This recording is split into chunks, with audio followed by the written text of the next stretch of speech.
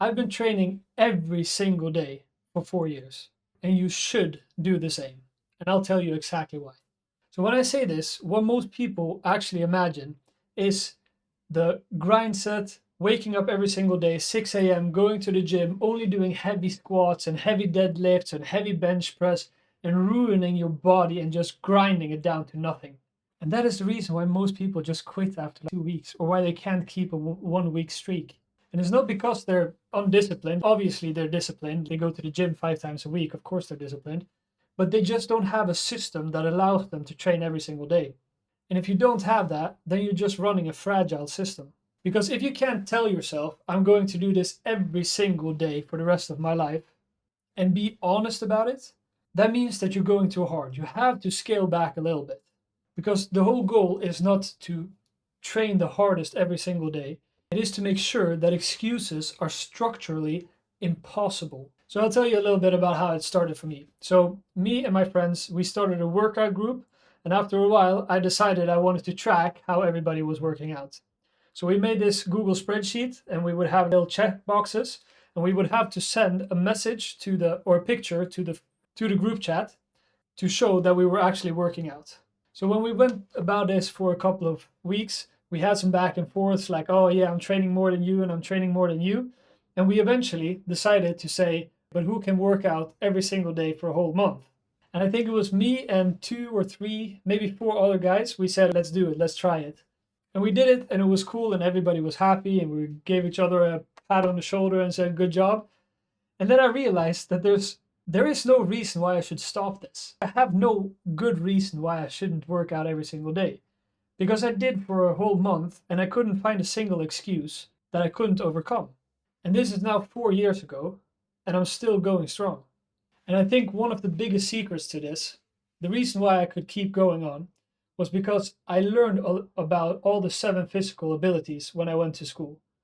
So I went to an athletic school, and we had to learn the different physical abilities, which you already know, but I'm not sure you're aware of them. And what I can remember that we learned were 7 of them. I think there are more if I go deeper into it, but we learned 7 of them, and that's where everything is based on for me. And those physical abilities were strength, endurance, flexibility, power, speed, hand-eye coordination, and foot-eye coordination. And you can also throw in stuff like agility, balance, or maybe even accuracy.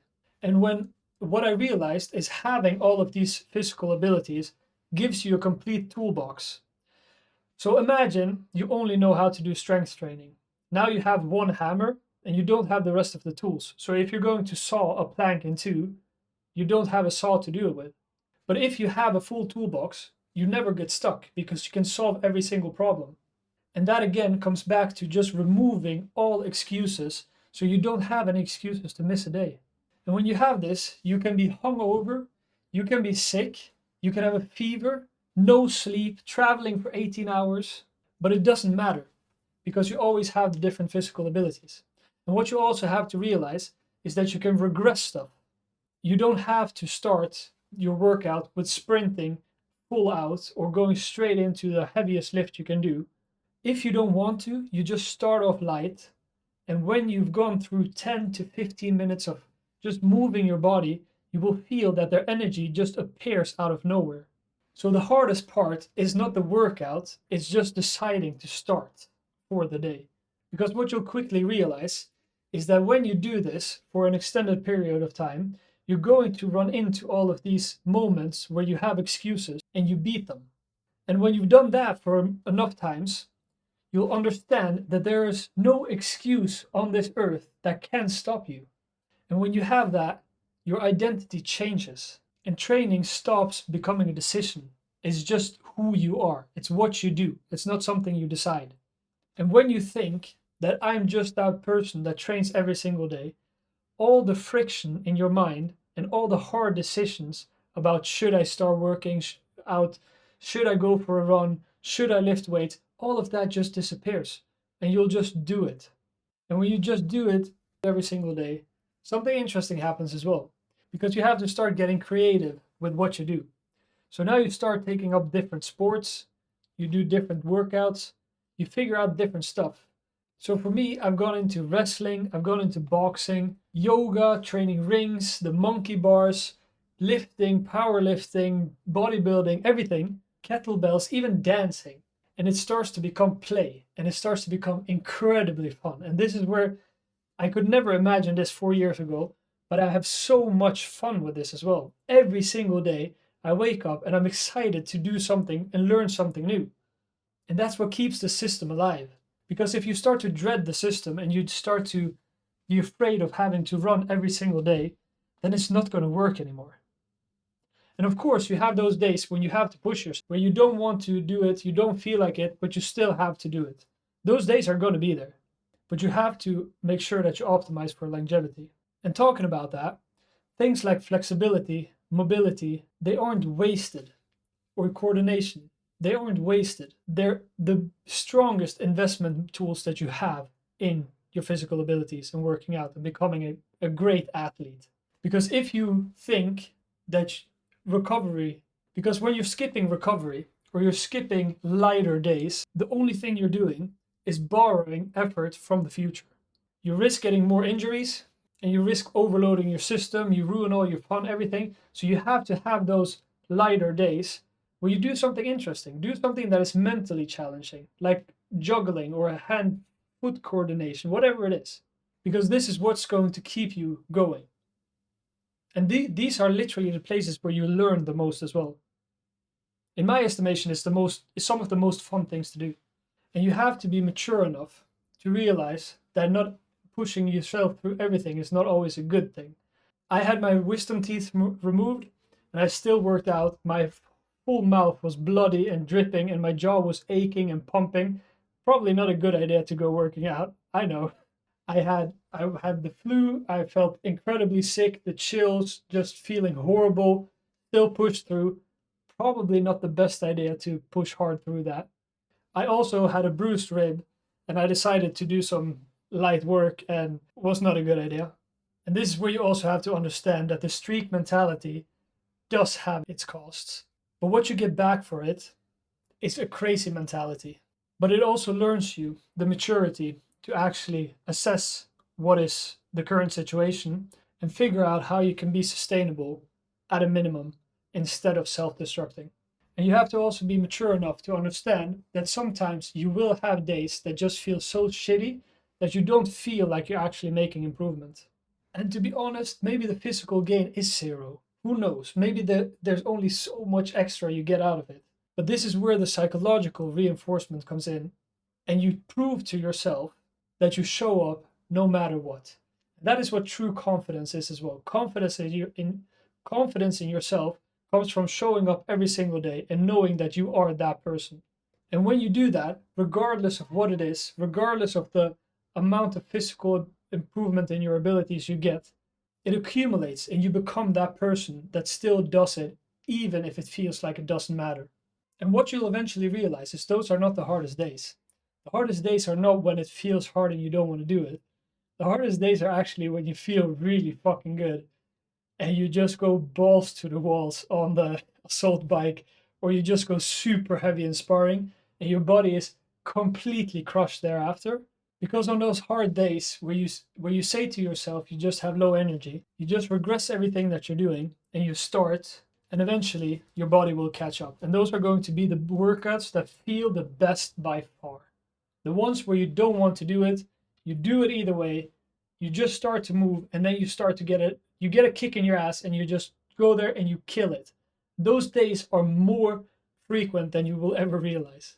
Because the hardest days are the ones where you feel good, you go balls to the walls on the assault bike or on the heavy bag or in sparring, and you're completely ruined right after or the whole day, and you just lay down and sleep for the rest of the day or whatever. And this is where managing the ceiling is actually more important sometimes than managing the floor. And one of the proudest proofs that I have that this actually is super good and it works, and also that it scales to everyone and anyone, is my mother. She started just doing 20 push-ups every day, 50 squats every day, and that was it. That's enough. And that was her entire routine for 3 months. No gym, no programs, no complexity, and it worked incredibly well.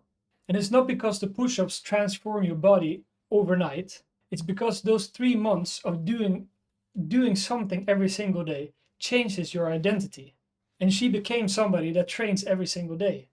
And it just shows you that the smallest viable version of this is the most important version. You don't need any complex things or weird things. Just be the person that shows up every single day, because that is the thing that actually sticks. So fine, but how do you do this? What are the practical takeaways? So number one, define your floor. Make it embarrassingly low. If you don't work out, do 5 push-ups every single day. That's it. Fine. Begin there. That's fine. 10 minutes of walking, 10 minutes of stretching. That's it. But don't change it. Don't go lower. Just set yourself that goal. Do it. Don't change it. And keep on doing it. And if you go to the gym 5 times a week, take up running. Do 1 day with running. Keep your 5 days. Do 1 day of running. And do 1 day of stretching, for example. And now you're working out 3 different physical abilities instead of only 1. And now build your toolbox. Introduce more physical abilities into the equation. Learn about the physical abilities and figure out how you can become a better athlete. And it doesn't mean that you're going to, if your goal is to do 150 kilos in bench press, that's fine. You're not taking away from the goal. You're just trying to eliminate valid excuses. Because when you're removing the escape routes that you have, the system becomes watertight. And number 3, track your streak. And don't track the performance. Just track a yes or a no. Because that's the only thing you're trying to do. You're just trying to show up every day. That's the product, and the rest is just an extra bonus. And if you do this for 30 days, or however many days you start with, but you stick to it, you'll notice that you'll have moments where excuses will come up, and you will beat the excuses, and eventually you will think to yourself, there is no excuse that I can't get over. And that's when your identity starts to change and you become the person that trains every day, no matter what. And at this moment, willpower and every single friction that you had before is gone. And number 5, manage your ceiling. So make sure when you feel really good, make sure to not go overboard and injure yourself. You should push yourself to the limits and beyond, of course, but don't push through injuries or dumb things. Because you're doing this for consistency and longevity. You're not doing this to prove your ego, again, ego lifting. You're not trying to prove anything to anyone. You're trying to stay in the game for as long as possible without injury or falling off. Because consistency beats intensity over the longer period either way. And if you're anything like me, your problem is not going to be not pushing yourself hard enough. It's going to be being smart when you shouldn't do stupid stuff. And when you have all of this, it's impossible to come up with an excuse. So why should you not do it every day? Think about it. If you don't have an excuse, why shouldn't you work out every single day? I'm 4 years in and I still don't have a good answer to that.